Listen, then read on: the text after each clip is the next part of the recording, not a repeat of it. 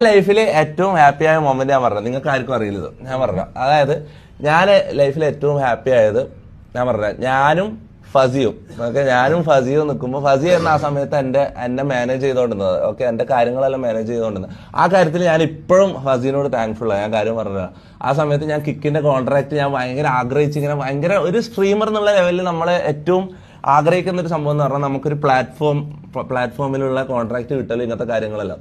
Okay, ആ സമയത്ത് ഞാൻ ഏറ്റവും ആഗ്രഹിച്ച ഒരു സംഭവം ഇങ്ങനെ ഒരു പ്ലാറ്റ്ഫോമിൽ പോയിട്ട് സ്ട്രീം ചെയ്യാന്നുള്ളായിരുന്നു. അപ്പം ഫസിയായിരുന്നു ആ സമയത്ത് എന്റെ മാനേജ് ചെയ്യണമെന്നുണ്ടെന്ന്.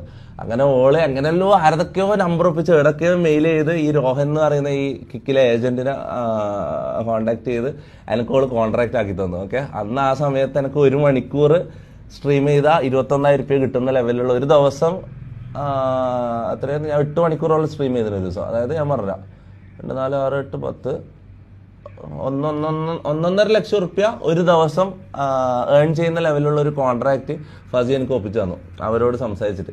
അന്നത്തെ ദിവസം ഇങ്ങനെ ഫസി എന്നോട് എല്ലാവരും അവിടെ ഇരിക്കുമ്പോൾ പെട്ടെന്ന് ഒരു സംഭവം നട്ടോൾ ഇങ്ങനെ മെയിൽ വായിക്കാന്ന്, we are happy to welcome to you to kick നട്ടൊരു മെയിൽ ഇങ്ങനെ വേണം എന്റെ മുന്നിൽ നിന്ന് ഇങ്ങനെ വായിക്കുക. മനസ്സിലായി, അതായിരുന്നു എന്റെ ജീവിതത്തിൽ ഏറ്റവും ഹാപ്പി ആയിട്ടുള്ള ഒരു മൊമെന്റ്. ഒരു സ്ട്രീമറിനെ സംബന്ധിച്ച് അങ്ങനെ പ്ലാറ്റ്ഫോമിൽ ഒരു കോൺട്രാക്ട് കിട്ടാന്ന് പറഞ്ഞാൽ നിങ്ങൾക്ക് ഒരിക്കലും മനസ്സിലാവില്ല. അത് നിങ്ങളൊരു സ്ട്രീമർ ആയി കഴിഞ്ഞാലേ മനസ്സിലാവും. ഓക്കെ, ഈ കൊല്ലം നീയെല്ലാം എക്സ്പീരിയൻസ് ചെയ്യാൻ പോയത്. ഓക്കെ, നമ്മളത് കൺഫേം ആയി കഴിഞ്ഞാൽ നീയെല്ലാം അത് എക്സ്പീരിയൻസ് ചെയ്യാൻ പോയാ.